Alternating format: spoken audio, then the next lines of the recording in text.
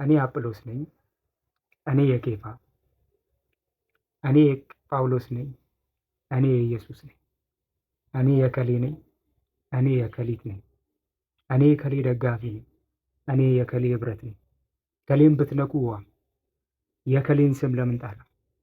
ይሄ ሁሉ ፍጅት፣ ይሄ ሁሉ ነቆራ፣ ይሄ ሁሉ የወንድማማቾች ጥል ለእግዚአብሔር ቤት ቅናት አይደለም፣ ስጋዊነት። ወዳጆቼ ወይ ጳውሎስም ቢሆን ሰራተኛ ነው፣ ኬፋም ቢሆን ሰራተኛ ነው። አንዱ ቢተክል አንዱ ያጠጣል፣ አሳዳጊው ግን እግዚአብሔር ነው።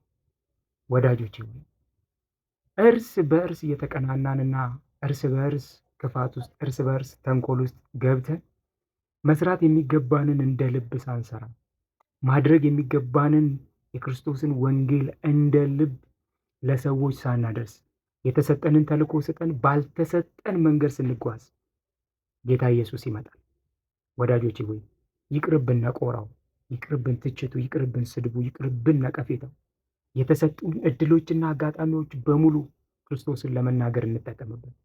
የተሰጡን እድሎችና አጋጣሚዎች ወንድማችንን ለመክሰስ፣ የተሰጡን እድሎችና አጋጣሚዎች ወንድማችንን ለመተቸት፣ የተሰጡን እድልና አጋጣሚዎች እከሌ ሐሰተኛ ነው፣ እከሌ እንዲህ ነው፣ እከሌ እንዲህ ነው በማለት ጊዜ እንድንፈጅ አይደለም።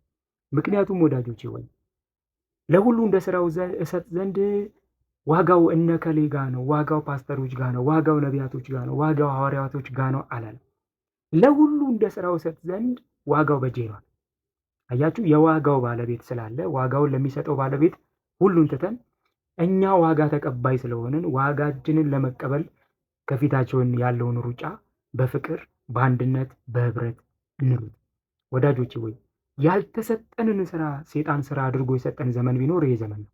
ምክንያቱም ያም ይወጣል ሶሻል ሚዲያው፣ ያም ይወጣል ሶሻል ሚዲያ ላይ፣ ያም ይወጣል ሶሻል ሚዲያ ላይ፣ ያም ይወጣል እከሌን ይሰድባል፣ ያም ይወጣል እከሌን ይተቻል፣ ያም ይወጣል እዩ ጭፋ፣ ያም ይወጣል እስራኤል ዳንሳ፣ ያም ይወጣል ፓስተር እከሌ፣ ያም ይወጣል እከሌ፣ ያም ይወጣል እከሌ በሚል በዚህ ነገር ውስጥ ብቻ እንድንጓዝ በዚህ ነገር ውስጥ ብቻ እየተቀባበልን አንዱ ከአንዱ ስድብን፣ አንዱ ከአንዱ ትችትን፣ አንዱ ከአንዱ ነቀፌታን እየተቀባበለ መስራት የሚገባንን ነገር ሳንሰራ ቀን ከሌሊት ወደ ሲኦል የሚጓዝ ትውልድ ብዙ ነው።